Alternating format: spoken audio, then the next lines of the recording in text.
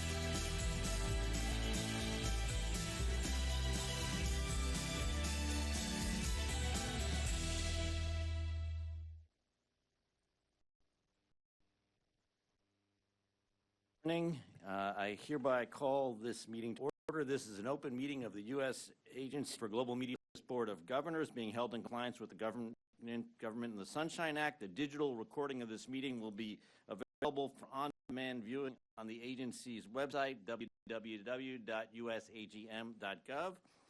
Joining me today in person are Governor Kornblue, Governor Aaron, Governor Crocker, and Chief of Staff Jennifer Hall Godfrey, who is representing Counselor Ulrich Brechtbull, to whom the Secretary recently delegated the authorities of the Undersecretary for Public Diplomacy. And joining us on the phone is Governor Kemper. Let me start the meeting today by talking about the coronavirus. As you can see, looking around the room, we have fewer people here than are normally present. The agency continues to take the evolving coronavirus pandemic very seriously. As everyone here knows, the health and safety of USAGM, including networks, grantees, and staff, is leadership's absolute top priority. Members of the USAGM leadership team and representatives from VOA and OCB have been meeting every day to monitor authoritative guidance from the Centers for Disease Control and Prevention, the Office of Personnel Management, and elsewhere to develop agency-specific policies and communications to answer staff questions and to implement a series of precautions and restrictions to assure the maximum safety of our employees. USAGM leadership also continues to coordinate very closely with grantee networks and the Open Technology Fund. The work everyone does here in the USAGM family on a daily basis is incredibly important and incredibly impactful. I want to thank everyone for their continued efforts in the midst of what is a very challenging health environment. That being said, let me turn to the next agenda item, which is threats to the press. We always open all of our meetings by discussing the threats that journalists in each of our networks regularly face. These include harassments, arrest, and even jail time. But as we all know, they continue to report the news out of a duty to truth and out of service to their countrymen. Since we met in November of last year, there have been some major developments, both positive and negative. Let's take a look.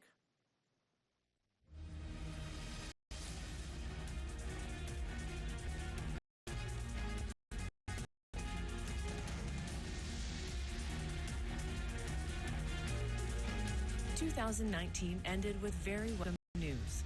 Two Radio Free Europe Liberty Ukrainian contributors, Stanislav Asayev and Ola Halazyuk, were released on December 29th in a prisoner swap.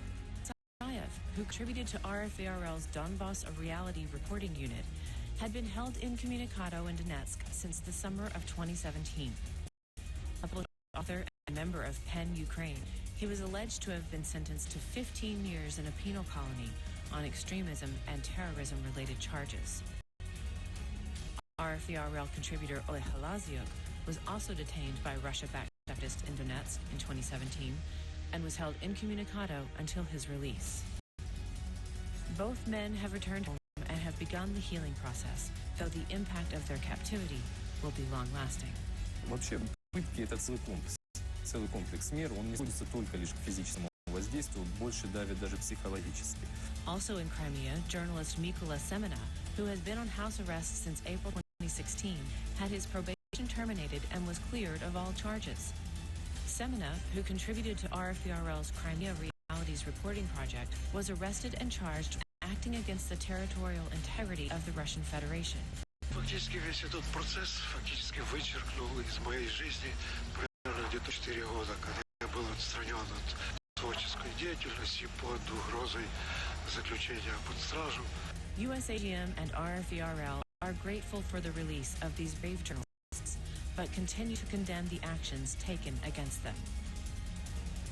On the other side of the globe in Vietnam, however, 3 USAGM journalists remain behind bars. Earlier this week, Radio Free Asia Vietnamese contributor Truong Doi Nhat was found guilty on Trump charges and sentenced to 10 years in prison. Nhat, whose journalism has gotten him into trouble with Vietnamese authorities in the past, was abducted in January 2019 in Thailand after applying for asylum and brought back to Vietnam by force against his will. He spent the year in prison awaiting trial, and authorities have also gone after his lawyer for volunteering to represent Nhat.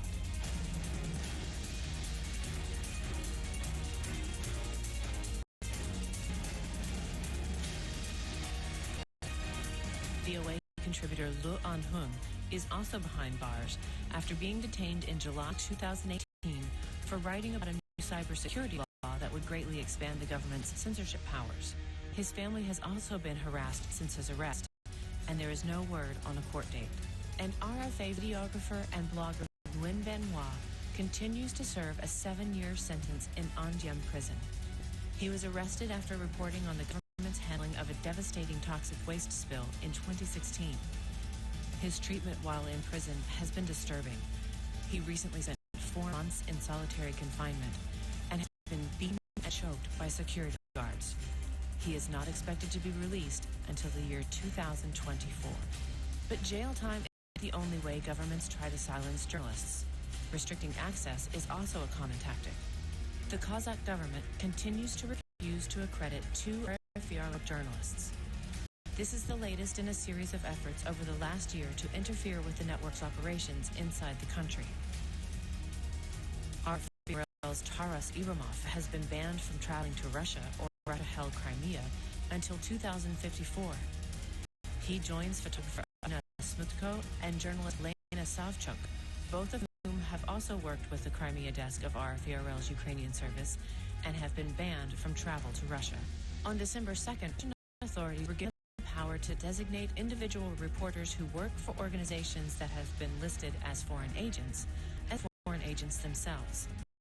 9 RFARL reporting platforms have been designated as foreign agent, and the network relies on hundreds of contributors across Russia to report local news.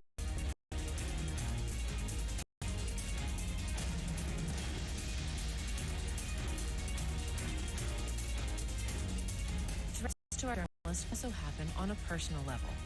In late January, RFARL's Halina Tereshuk's car was set fire and destroyed in what authorities suspect was an ordered attack. Voice of America stringers in Cameroon and Sudan were physically threatened while reporting. Both were unharmed, but the incident in Khartoum left a source afraid to continue. Faced with the unstable security situation in Baghdad, serious safety concerns have forced the Middle Eastern Broadcasting Networks to realign its field presence in Iraq. The network has eliminated positions in Baghdad while adding other positions throughout Iraq and in the region. Legal tie-ups are also used to restrict journalists and send a warning to their colleagues. In Cambodia, 2 former Radio Free Asia journalists, Wan Chin and Yang Rin, continue their long and protracted legal battle. They had been arrested and charged with espionage in November 2017. They were held in pre-trial detention for 9 months. Then last October, the court found that there was insufficient evidence to convict. But instead of releasing them, the judge ordered a new trial. Their latest appeal in January has been rejected, so the nightmare continues for the former journalists and their families. These are just a sample of the threats USAGM journalists face each and every day while reporting the facts. For more information, please visit usagm.gov. To all of our journalists who are making sacrifices, we thank you. We fully support you. I know I speak for the entire board and the leadership here at USAGM when I say we are so grateful to hear of the Russia-Ukraine prisoner exchange. It brought wonderful news to all of us right before the end of the year. We wish our 2 contributors for RFARL's Ukrainian service complete healing from their horrific ordeal. Additionally, look forward to the time we can welcome home our colleagues in Vietnam as well. Let's now turn to today's board business. On February 26th, the board received by email materials for the consent agenda, which allowed sufficient time for all governors to review the agenda prior to this meeting.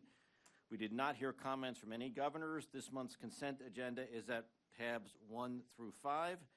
Included in the consent agenda are several notable anniversaries we'd like to recognize. In December, Voice of America's Ukrainian service celebrated its 70th anniversary and remains the leading international broadcaster in Ukraine today. Let's take a look at this brief video.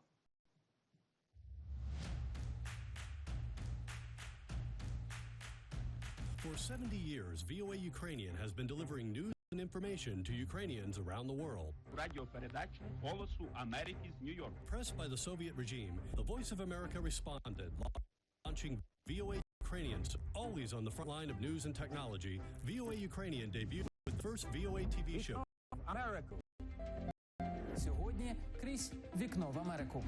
With its daily news show, Chas Time, VOA Ukrainian was with people during the Orange Revolution, the Revolution of Dignity, and responded with news shows and coverage when Russian forces occupied Crimea and Donbass. No matter the topic, war, crisis, reforms, or Ukrainian success stories, VOA Ukrainian stays relevant in a constantly changing environment. In addition to the team in Washington, D.C., our correspondents cover news global. VOA Ukrainians' engaging programming, creative content, and visually appealing stories are attracting a new generation of Ukrainians. VOA Ukrainian today remains the most influential, relevant, and trusted international broadcaster in Ukraine.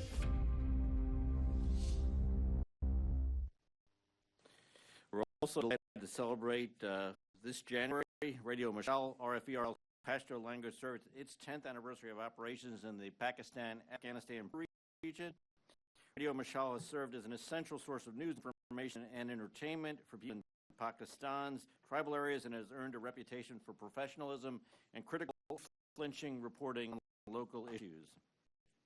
Just last week, on March 7th, VOA's French Africa service celebrated its 60th anniversary, and this is a service for which I was a stringer, occasionally appearing on programs at various points, but not since I've been on the board, so I have special interest in this service, I have to say. For decades, the service has been a leading source of information about Africa, the United States, and the world, with a major focus on human rights, religious and cultural rights, freedom of speech, and democratic values and practices. The service broadcasts daily to more than 7 million people in Francophone Africa and reaches audiences online and on mobile. Lastly, 35 years ago this May, all the major news networks were reporting on the following video. Beginning today, America's Radio Marti is beaming to Cuba 50,000 watts of Washington's version of the news. Good evening, I'm Ted Koppel in Washington, and this is Nightline. It's the latest programming in Cuba, available at 1180 on their AM dials. But Havana is jamming the signal, and then some. Washington's continuing campaign against the Castro regime. Hello, everyone. I'm Rob Weller. And I'm Mary Hart. A United States government radio service began broadcasting today into a communist country and drew an immediate response from that government. Buenos dias, Cuba. Not take long before President Castro fired back. Radio Marti, the Reagan administration's new radio station, designed to broadcast strictly to Cuba, went on the air early this morning. And any Cuban with even a small radio receiver should have been able to hear it. Cuba suspended an immigration agreement which had taken 7.5 years to negotiate. That was the response. Here's Sam Donaldson. Ever in my entire life. As if nobody's here. Commerce Secretary. There is nothing subtle about airwaves diplomacy compared with the pinstripe-suited brand practiced at Foggy Bottom. The radio message is clear. The U.S. will bring Cubans the truth because the president insists Castro does not. Operation. The United States today successfully invaded Cuba. It was done by the Voice of America, using a new 50,000-watt radio station transmitting from the Florida Keys. There was swift and sharp reaction from the Cuban government. Richard Schlesinger has more about Radio Marti. Huge dispute between Cuba and the United States tonight. It involves Radio Marti. That's a powerful new anti-Castro weapon launched by the United States today. Cuba has already protested to the United Nations. But as Marvin Calb reports tonight, the Reagan administration argued that the radio is just telling it like it is.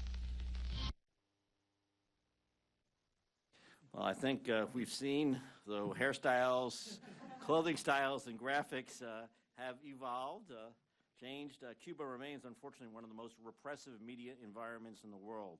Today, the Martis continue to broadcast on radio, but also provide news and information through television, the internet, social media, mobile applications, and through successful distribution networks developed on the island.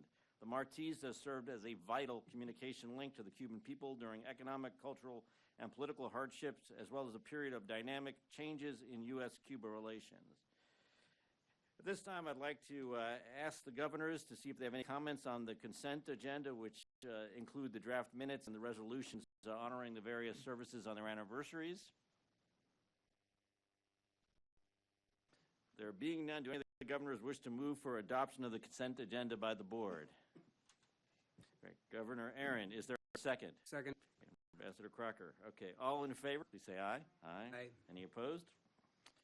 On that note, I want to thank you, and now I want to turn it over to CEO and Director Grant Turner to offer a brief report on agency operations since our last board meeting. Thank you, Chairman Weinstein, and good morning, Governors. Let me also start with thank you to our staff across USAGM and a few comments about the coronavirus. The virus has affected many organizations across the world, as we all know. At USAGM, we've covered the coronavirus outbreak as a news story from its epicenter in Wuhan, China. We followed the virus's vectors on cruise ships and planes to Italy and Europe and to America and our own backyard.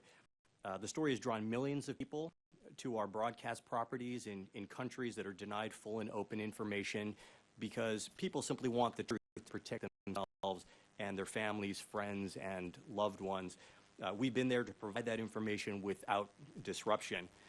But we've also dealt with the coronavirus as an organization, a complex, high-risk organization with lots of connections across the globe, lots of international travel, and many factors that put the organization at risk. The journalists, staff, contractors, grantees of USAGM are really such an incredibly devoted group. There's a core of dedication here that I think you won't find in many organizations. And I wanted to begin today by saying how proud I am to be part of this team, and I speak for the chairman and the governors in saying thank you to all our staff. Moving on, governors, as you know, the U.S. International Coordinating Committee, the ICC, which is made up of the heads of USAGM's networks, work together to advance U.S. national interests by providing audiences in closed societies or where free media is not yet fully established with consistently accurate, compelling, and professional journalism. As you can imagine, Governor, the coronavirus has grown into a topic that affects the broadcast regions of each of our networks. It's now a global pandemic declared by the World Health Organization, I believe, yesterday. With the epicenter in China, the Voice of America and Radio Free Asia have led the charge initially with informative, life-saving information for our audiences. VOA Director Amanda Bennett is here, I believe, on the phone, and is going to tell us more about how the VOA language services have covered this outbreak. In addition, she's going to share a special project that the VOA team has been working on regarding mass shootings here in the U.S. Thank you, Grant. And in addition to the measures that we've heard talked about to protect the health and safety of our journalists, of course, our number one priority, we are also working to test our remote capabilities because, as you will see in this next video, we are providing extremely valuable news and information around the world. So we are working to be able to produce as much of that content as possible from remote locations. So one thing, if you would help me, the audio and the video on the remote feed are off-synced by about 10 seconds, so I won't know when it ends. Could you tell me when the video ends, and I'll begin speaking again? We will do that. At a time when people around the world are desperate for accurate and reliable information about the coronavirus, they are turning to VOA in higher numbers for this continuing story. China has now reported the rapid spread of the virus has resulted in a greater number of calls for free speech within China. This virus has made it clear to us the importance of the fourth estate to hold people in power accountable. President Xi Jinping The Chinese government continues to restrict access to the internet, with many struggling to get important health information via websites and popular social media platforms. Doctors have warned the mysterious disease is creating alarm on every continent. Daegu residents waited. I'd pay whatever price for a mask. From residents in Daegu, South Korea, to the Wuhan resident A. Ming. Wuhan. There are so many people like me who died from it. And thousands of refugees in the Rohingya camps to Cambodians stranded in China. VOA is reporting how this disease is touching lives of people around the world. iPod with an iPad. In telling America's story, VOA covered the impact on U.S. students visiting China. Allows Kristen Xiao to join her class remotely from Wuhan, China. At no point in the past has a single story so completely dominated the interest of a country the way coronavirus has for China. Online users are flocking to VOA because they don't trust Chinese government-controlled media. Is our Xinhua news agency or other official media doing that? No. It's we netizens that are reporting the truth about Wuhan. VOA's Thai service coverage of coronavirus disease 2019 attracted more than 500,000 audience engagements on the service's digital platforms. Overall, as of mid-February, VOA, Facebook, YouTube, and Instagram accounts totaled more than 61 million video views and over 2 million engagement actions, such as shares, likes, and comments. These stories provide VOA audiences with first-hand accounts. Many people on this line have been waiting for... And reinforce our reputation as a consistently reliable source of news and information.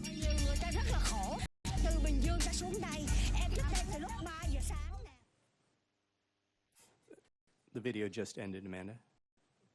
Thank you very much. And as with previous crises, for example, in Iran, we are clearly seeing very large spikes in traffic around specific crisis incidents, such as the death of the doctor in Wuhan.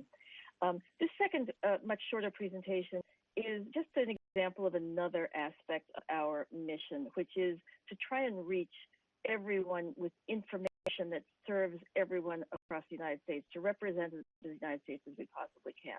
So for the anniversary of the Parkland shooting, we turned to data to help us explain these events to people around the world.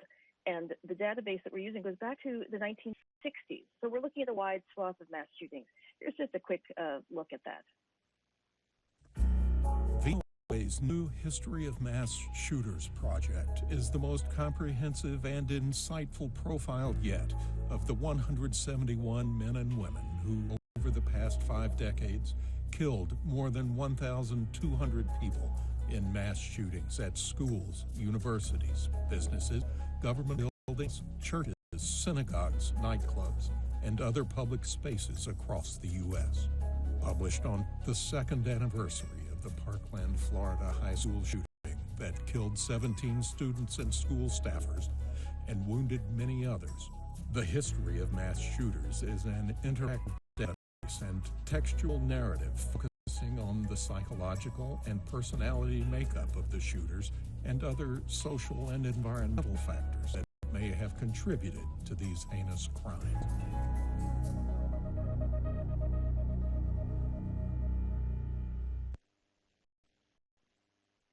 The second video just ended, Amanda.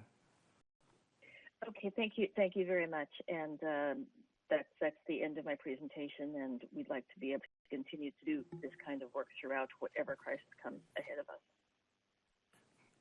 Really terrific. Thank you so much. Staying on the coronavirus theme, I'd next like to welcome Radio Free Asia President Bei Fang, who the board announced in November to replace Libby Liu when she became CEO of the Open Technology Fund.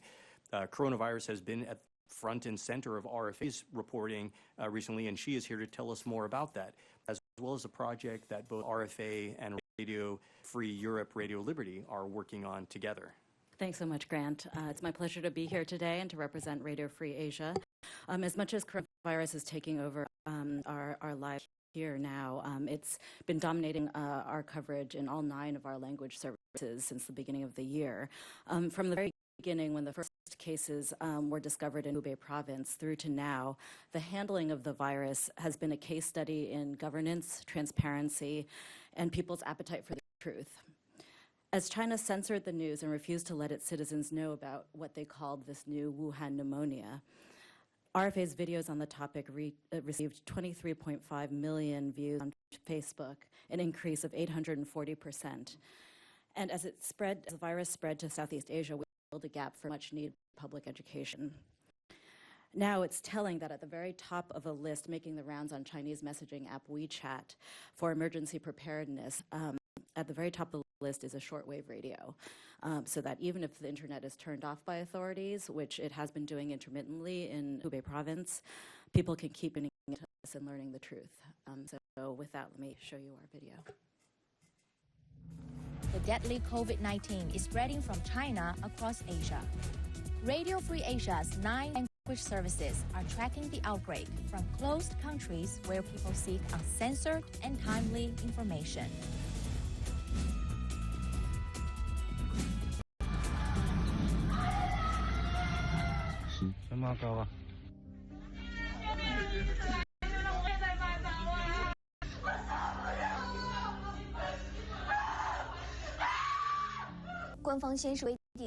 The outbreak in China isn't just about the virus. Chinese authorities accused Wuhan Dr. Li Wenliang of rumor mongering after he tried to warn the public about the crisis. Dr. Li later died of the virus, but his death catalyzed a nationwide call for freedom of speech. Since the outbreak, RFA Mandarin's Facebook interaction rate increased by 400%. More than 520,000 Twitter users are now following RFA's Mandarin service. In Hong Kong, the misinformation online is more viral than the disease. Explainer videos and feature programs by RFA Cantonese service have helped to correct many misconceptions about the sickness that have been circulating in the region.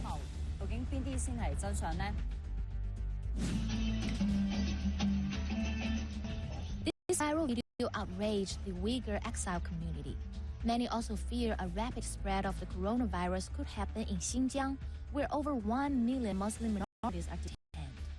A local official told RFA's Uyghur service that information concerning the virus is a state secret and cannot be shared with the public.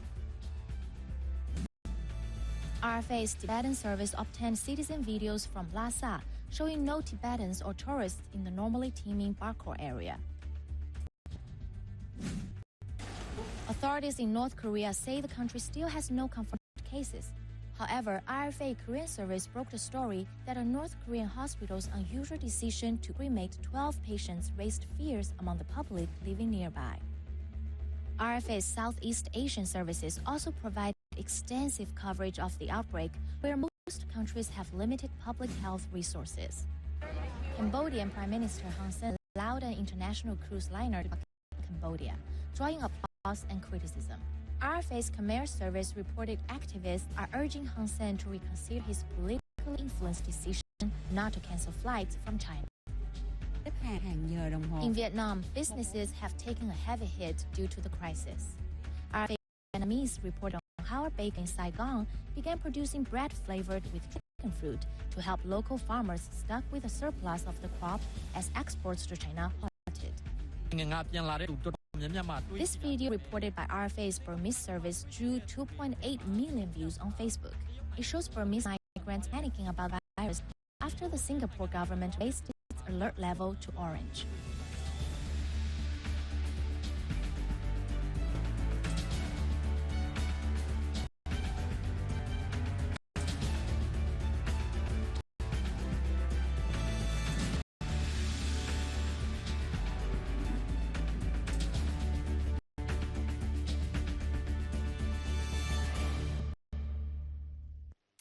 Thank you. The second video I wanted to introduce to you is a project that we're doing in collaboration with Radio Free Europe, Radio Liberty. Basically, we are documenting news stories and features on both sides of the Chinese border on the plight of Muslim minorities. So we decided to do this because we wanted people to be able to see the scale of China's repression in coercing people both within and beyond its borders around gateway to China's One Belt, One Road project. So this is called Locked Up in China. On the Radio Free Asia side, we're focused on the continuing repression of the Uyghur minority, and on Radio Free Europe side, they're providing reporting on Kazakh, Kyrgyz, and other minority individuals seeking refuge from the CCP in those Central Asian nations. So I'm proud to work with my colleague Jamie, and this is the first step for us. We would like for this project to be translated into Russian as well, and so I'll let Jamie speak to this as well. Thanks. And sorry, it's not a video. Thanks. As Bei already highlighted, China is increasingly important for Radio Free Europe, Radio Liberty, especially in Central Asia, and we're very pleased to be able to partner with our colleagues at Radio Free Asia on this project. I think it's important to note that Uyghurs are not the only Muslims being held in the camps, the Chinese camps in Xinjiang. We were one of the first media organizations to report inside Central Asia about the internment of ethnic Kazakh and Kyrgyz in those camps in Xinjiang. We interviewed many ethnic Kazakh, Kyrgyz, and Tatars who have escaped from the camps or who have relatives still held inside. In fact, one of the women that received this year's U.S. State Department International Women of Courage Award was an ethnic Kazakh who escaped from one of the camps and has been a leader in politicizing China's repression campaign in Xinjiang. And our Kazakh service covered her trial for illegally entering Kazakhstan. Stories like hers and many others, both from our Central Asian services as well as from Radio Free Asia services that cover the region, are all compiled in these websites that we have on both of our corporate websites. And as Bay said, I think we hope to expand this project over time, translate the content into other languages. And we at Radio Free Europe, Radio Liberty look forward to finding other ways to collaborate with all of the USAGM networks on broader coverage of China's growing role in many of our markets in the coming months. So thanks, Bay, for cooperating and working with us on this project. And back to you. Thanks so much.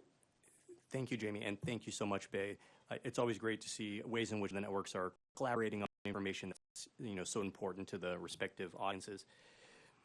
Turning to our next item, investigative reporting on the corrosive impact of high-level corruption has taken on increased relevance for RFE-RL in places like Ukraine, where the reporters from its schemes program have worked courageously for the past 5 years to hold business and political elites to public account.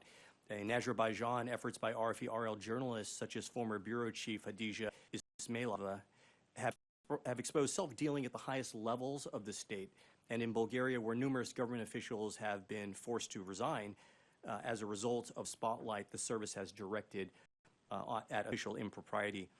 Jamie Fly, president of RFE-RL, who you just heard from, wanted to flag an investigative report by its Kyrgyz service that is getting a lot of attention in Central Asia. Over to you, Jamie. Thanks, Grant.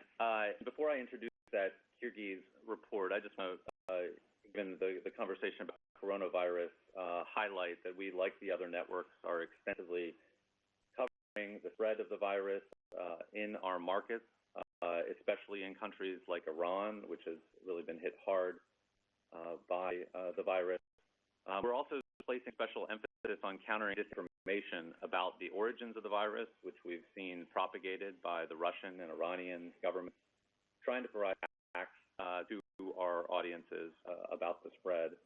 And we're doing this even though, as with VOA and others, we've had a very busy several months in our Iran coverage, given all the events there with protests, the killing of Qasem Soleimani. And so this has kept our Iran service and many others busy in recent weeks. But I wanted to share a video focused on investigative reporting, which is a top priority for us at Radio Free Europe, Radio Liberty. And the Kyrgyz service has really been a pioneer for us over the last several years in this area. For the past 2 years, that service, which is known locally as Azatik, has been reporting on corruption in the country's customs service, controlled by an individual named Matremov, who's a patriarch of a powerful political family from southern Kyrgyzstan. Reporting came to a head last year with articles that we produced, working with 24 journalists from our service, the anti-corruption group OCRP, and a second organization based in Bishkek called KLUB. That reporting documented an elaborate money laundering scheme led by Matremov that spirited close to $1 billion out of Kyrgyzstan and into real estate holdings in the Middle East, Europe, and elsewhere. The reporting and all the work that went into this was very dangerous work. One of our journalists was attacked in southern Kyrgyzstan while reporting the story. Several sources were killed around the world in retribution for their efforts to disclose information about this story. And we were forced to take significant steps to protect the security of our own journalists and in some cases their family members, in some cases actually removing them physically from Kyrgyzstan. These reports included a 30-minute television broadcast produced by our Kazakh service, Kyrgyz service Azatik. They electrified the Kyrgyz public. There were large protests held outside the parliament in Bishkek, calling on the government for a public investigation. The government has been slow to respond, but the individual at the center of the scandal has not been slow to respond and actually sued our organization, our Azatik, as well as our partners. Our bank accounts were briefly frozen in December in connection with the case before our lawyers were able to work with court to get the funds released. Despite all these pressures, we plan to make this type of reporting a priority at RFERL and beyond Central Asia, because we believe that we play an important role in covering issues like this that other media outlets are often unable or unwilling to tackle. And I wanted to share a portion of a video from this report with you.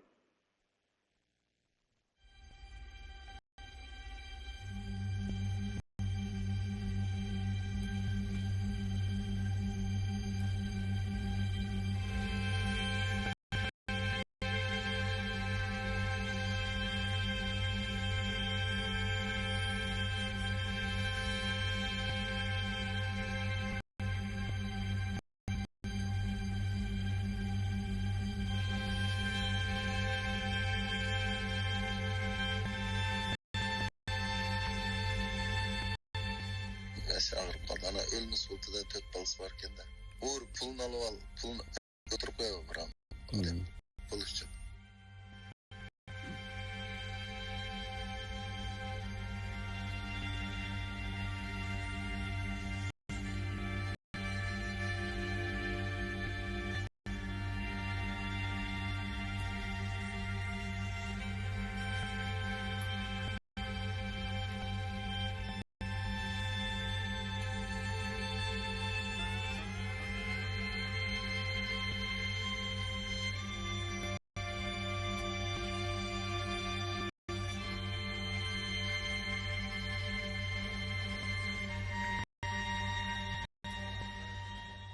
ар бири канчадан берет негизи? Onlarga $25 kerak. Standart. Biz 25 qilsak, bana 20 qilib istalib buzat. Biz 20 qilsak foydalanmaymiz. Vallahi.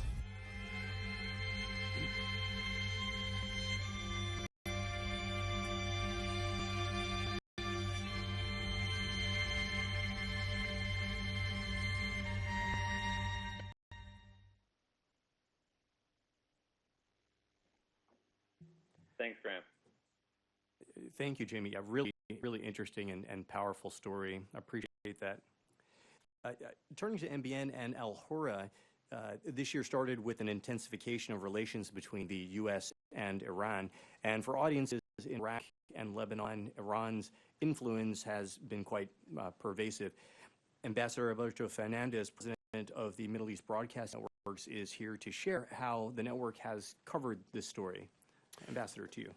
Thank you, Grant. If 2019 was the year of demonstrations in half a dozen Arab countries, they continue, especially in Lebanon and Iraq. And MBN has aggressively covered those demonstrations, but also covered Iran's repressive role in the protests through our television, radio, and digital platforms.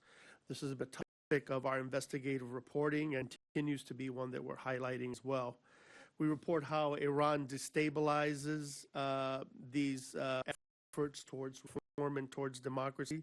And we've been extensively covering this, the multiple facets of this thing, and received a really tremendous response, both positive and negative. Positive by the masses, positive by Iraqi and Lebanese reformers and liberals and Democrats, and negative by Iran's proxies in the region, including militia chiefs and extremist political leaders. This is also carried over into our op-ed and opinion pieces as well. We've also highlighted the contradictions that exist between the actions and positions of Lebanese and Iraqi regimes who are themselves, to a certain extent, beholden to Iran. Let's look at the video now.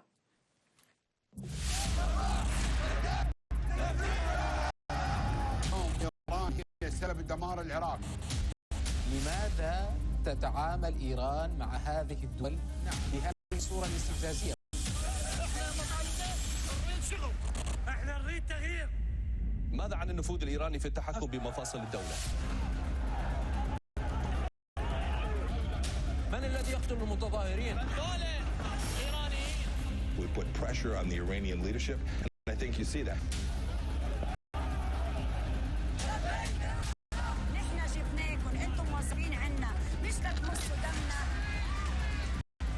إلى أي مدى تتحمل إيران المسؤولية عن الذي جرى ويجري في العراق؟ هذا الجيل خرج من عباء.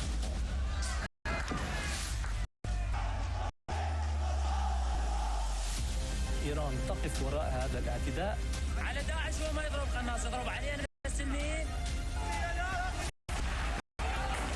ميليشيات إيران وأذرعها في العراق تقمع الاحتجاجات الشعبية.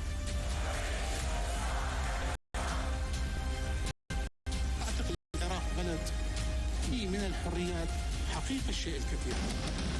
الاحتجاجات في العراق مستمرة أيضا.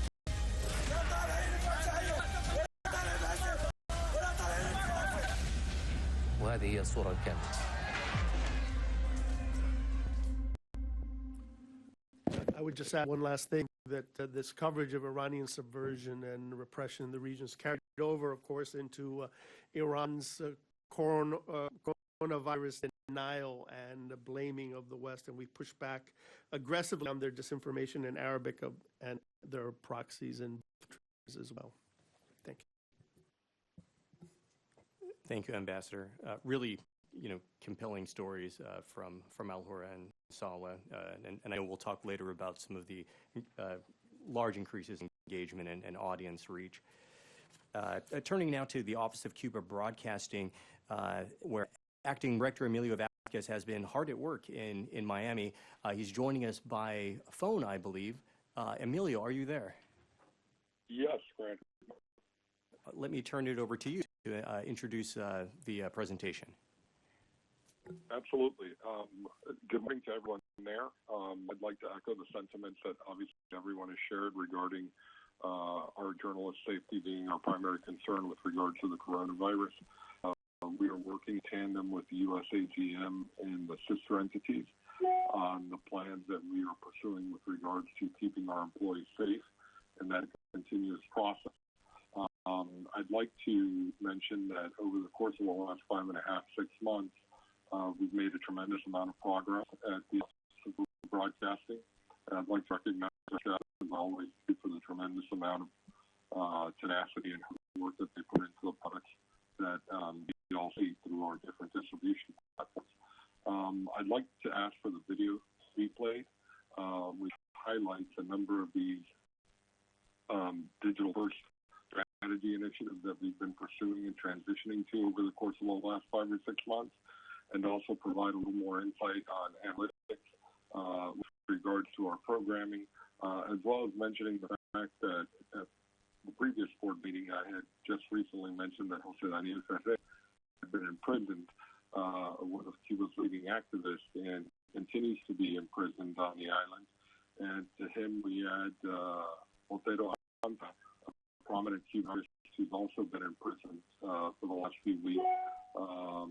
So there's a number of detentions and incarcerations in Cuba, and I'd like to highlight those as part of the video presentation as well. So if we could play the video.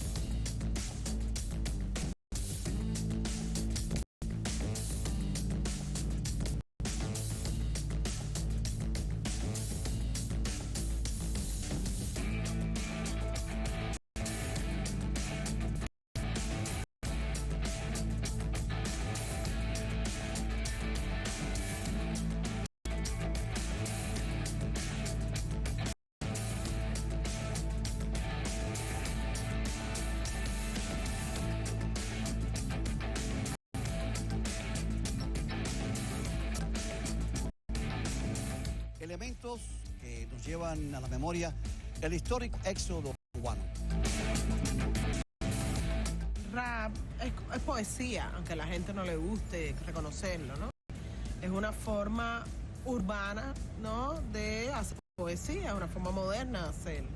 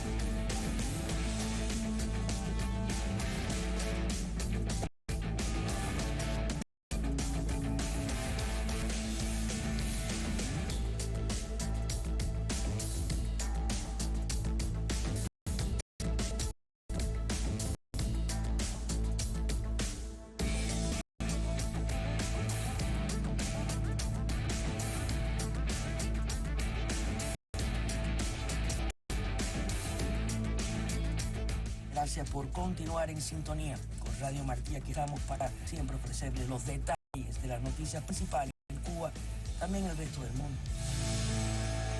El jefe de la diplomacia comunitaria indicó que la información disponible sugiere que fue enjuiciado por la expresión pacífica de su punto de vista.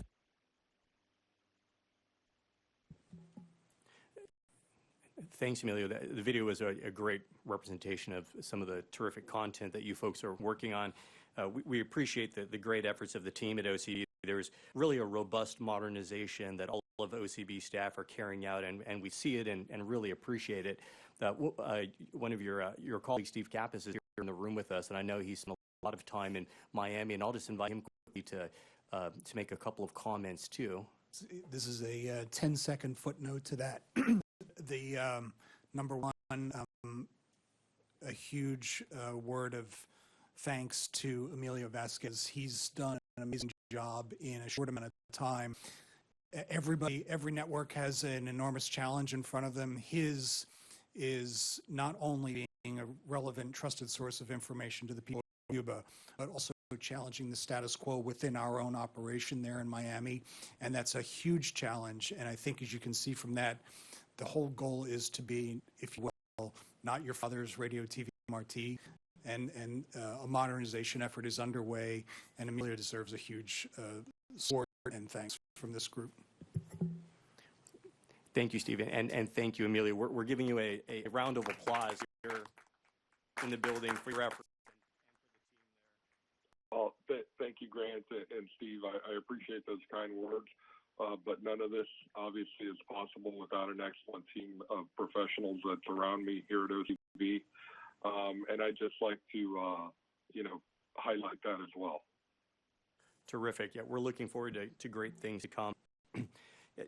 Governors, let me turn us to our new Open Technology Fund.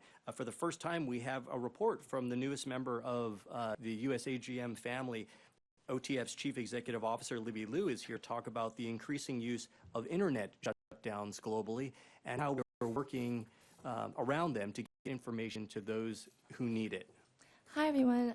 I'm passing around hard copies of the presentation because some of the slides are hard to read, but I want you to be able to refer to it later if you want. Also, a few slides were taken out of the presentation, but they are in the packet. So you will see those are examples of the technology that I'm going to be talking about. Oh, wait a second. I gave away my one version. Okay, here we go. So before I start talking about shutdowns, you probably are aware of what they are, most notably recently in Iran. But what I want to say is that a shutdown is not merely about communications. It's not just about access to free press or free information. This is equivalent to a man-made disaster. It's cutting off lifelines for the citizens in those countries. Aside from the obvious media and freedom of speech issues that goes with shutdowns, which is our primary concern at OTF, it's really disruptive, especially of underrepresented communities. They can't get access to health or medical resources, police services, educational resources, infrastructure, financial services. They cannot conduct commerce. So a shutdown is not just about keeping people away from national broadcasting or the truth. It really is totally disabling lifelines for the people involved. So with that, let's start. Internet shutdowns. So documented in 2019, there were 213 internet shutdowns in 33 countries. This is a huge increase, about double from the year before. We had previously been operating under the belief that the economic damage due to a shutdown would be so deterrent that people didn't do it.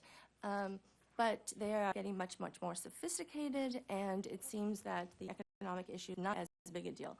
The average cost across the board for these shutdowns is about $20 million a day of GDP. So that gives you an idea of how much they're willing to give up to control the information stream. Next.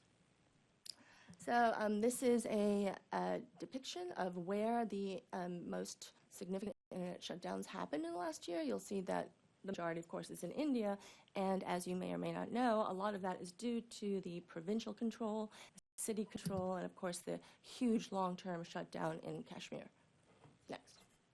Okay, so when we talk about shutdowns, let's look at Africa. There are 3 different levels of shutdowns, and you can see this in the presentation. We have given you a visual here to show you how much of it has been level 3, which is nationwide, which is extremely new to the world. Next. This is a great slide that talks about, what the excuses are for shutting things down, because, not many people are going to say they're just going to shut things down because, they hate information. So you'll see that the number 1 reason is fake news or hate speech, hashtag fake news being truth, right? Precautionary measures, military actions, public safety is the reason, national security, and most recently we've seen entire areas shut down around the time of high-stakes test exams, because they're so high stakes in those countries that they have to shut down the government. Next. Okay, so here is a summary. In the DRC, it was $3 million a day to shut it down. Zimbabwe in January, it was $5.7 million.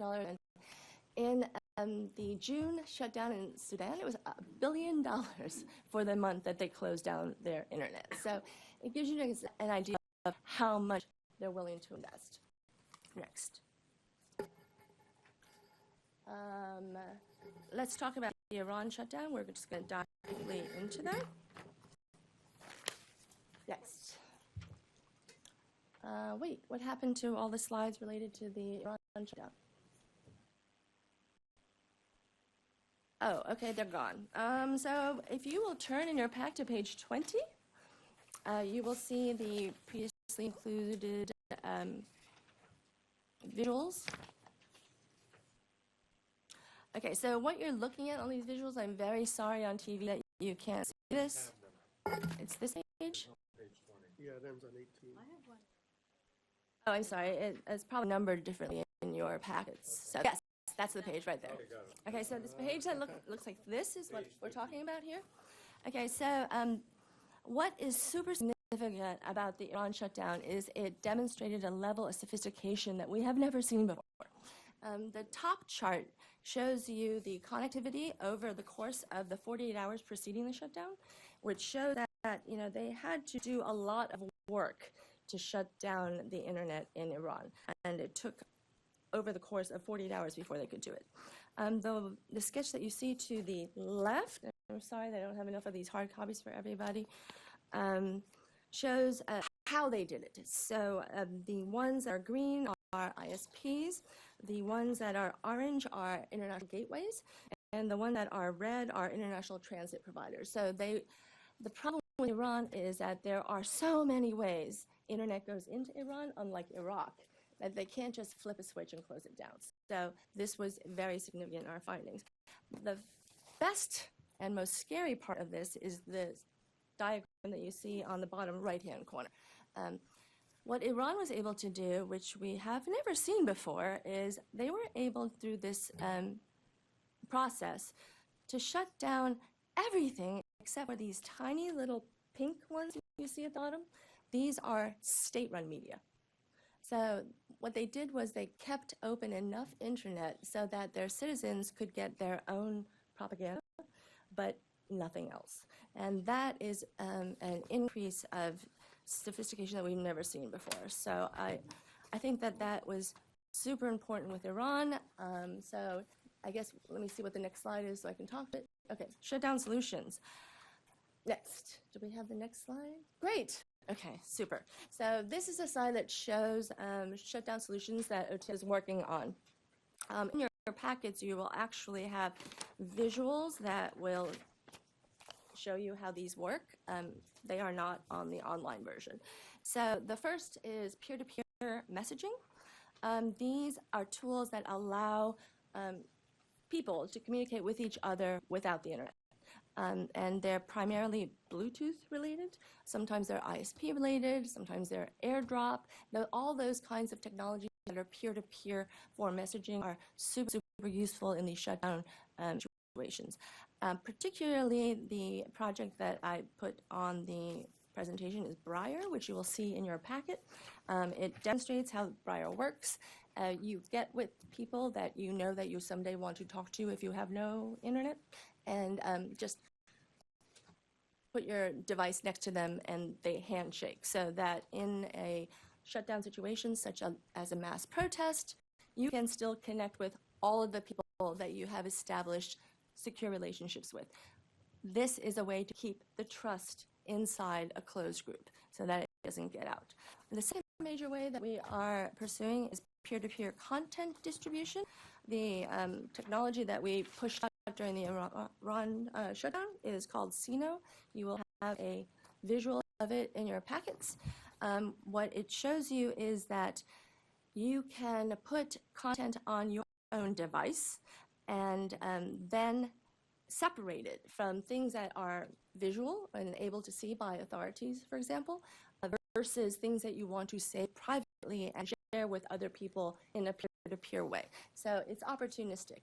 If there's somebody near you that you have in prior times communicated with or in your contacts, you will get a note saying, hey, so-and-so is in your area. Do you want to share with them? That gives people control over the trust environment in sharing content. And finally, we are working on injection technology, which is satellite data casting. There's a visual, it's in a package. What it shows you is that content comes down through the satellite into a TV satellite receiver or other storage device, and then from there it can be intermittently, when Wi-Fi is on, shared with all kinds of other devices. So there are three technologies that we have had a lot of success with in various internet shutdown scenarios. And of course, the more dramatic the shutdown, the more difficult this is. Shutdowns are the biggest threat, in our view, going forward, now that we know that governments have a very sophisticated way to do it that doesn't harm their own propaganda machine, and we know that they don't care how much it costs. They want to keep people from information for that long. Obviously, you probably know that the longest shutdown has been in Chad. It was 472 days. It was enormous. In Kashmir, they shut down for 5 months. And the Iran shutdown, which was so disruptive for our world, was 5 days. It took them 2 days to do it. They kept it down for 5 days. But it was so significant as it impacted, as we discussed, neighboring environments. So shutdowns, questions. I know that I went through a lot of techie kind of stuff fast, but I think it's really important each time that I take the opportunity to report out on some serious internet freedom threats that we're dealing with around the world and talk to you a little bit about the solutions that we're focusing on to serve. Thank you, Libby. We really appreciate it. Obviously, internet shutdowns are, an example of sort of the existential threat to a lot of the approaches we have to dealing with the distribution of our content. And it's only going to get more complex, and we're very happy to have a dedicated grantee looking at these technology issues going forward. It's only going to get more important to the work that we do. I'd just add that we have been working very closely with some of the particular language sources that have been affected in the grantees and VOA and OCB, particularly recently in Venezuela. So highly encourage colleagues here, if you have a shutdown situation, and please reach out to us, because chances are we are already working on the ground to push out solutions that can be deployed. Thanks. Thank you, Libby. Ambassador, yes. Thanks for that. It's clearly a large and growing problem. I wonder if all the solutions, though, are high-tech, because, Bae, was it you who mentioned that shortwave as backup for internet shutdowns? I think that situation is very important because contrary to the conventional wisdom that once people leave shortwave, they don't come back, the coronavirus demonstration has shown us that, in fact, they will under the right circumstances. And coronavirus, obviously, the information and the misinformation is so profound that during the intermittent shutdowns, people really started stocking up. You know how they've been, put in their apartments against their wills, etc. We have heard reports that they're hoarding not just shortwave radios, but batteries to operate them. And so I think that it's very important, thank you, Ambassador, to raise this, that we really, as an organization, need to focus on multiple ways to reach our audiences because there are so many that can be compromised by state actors, etc. Thank you. Really great. Thank you. With that, Chairman, that concludes our report. Great. I want to thank everyone for the excellent presentations this morning. A lot of ground covered, a lot of progress made here at the agencies. Any other questions from the governors? There being none, let me note that public health warnings allowing it, we are hoping that the next board meeting will be held in Prague at RFERL headquarters on June 10th, 2020 to celebrate the 25th anniversary of the historic move of RFERL from Munich to Prague. And we will obviously keep everyone apprised of that situation. I'll work closely with my fellow governors and the CEO to develop the agenda for this meeting. I want to encourage, as always, all the governors, the CEO, or the staff to give us input on topics you wish to see addressed at our next meeting. Do any governors wish to adjourn this meeting? Do I see a move? I see. Great. Governor Aaron, is there a second? I thought we could keep this thing going.